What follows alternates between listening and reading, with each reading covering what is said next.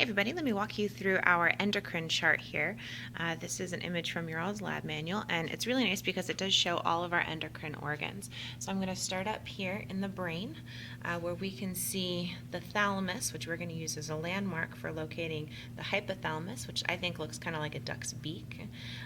Behind the thalamus we can find the pineal gland, which makes melatonin, and then below the hypothalamus here I see the pituitary gland. As I move down into the cervical region and the neck, I find this, the thyroid gland. In the thoracic region, the thymus, which makes thymosin. And then I drop down into the abdomen and I see here the pancreas, and they've cut out a little chunk of that pancreas so you can see what's behind it. On top of each of the kidneys are the two adrenal glands. And then as we move down into the pelvis, we can see a little inset in the box here, an ovary for the female, and then we can see the testy down here for the male. Now while we're on this chart, I also want to take us over here where we can see an anterior view of the pituitary gland, with that anterior lobe being significantly larger than the posterior lobe. And then here's a lateral view of it from the side, again, anterior lobe being more larger, more significant, posterior lobe being a little bit smaller, which makes sense because it produces less hormones. We have two hormones produced back here. They are oxytocin and antidiuretic hormone. And then we have six up here.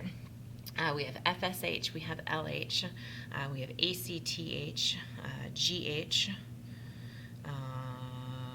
TSH, who am I forgetting? Oh, I'm missing one. It'll come to me. Go to your lecture notes. What else do we see on this chart? We've got a posterior view here within the neck region. I can see the back of the thyroid gland, and we care about that because it shows us the 1, 2, 3, 4 parathyroids. I can see the pancreas, responsible for insulin, glucagon, somatostatin. And then here's that adrenal gland with the cortex and the medulla. And then this is probably one of my favorite parts of this chart here.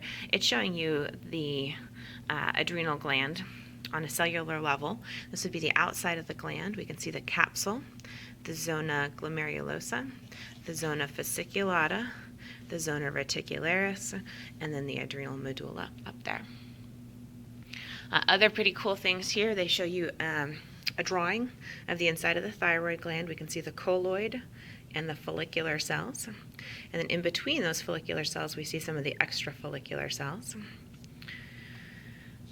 And then here we see one of those islets of Langerhans, or the pancreatic islets, which is making hormone. And then we see all the acinar cells surrounding that islet, and those are the parts that are responsible for digestive enzymes.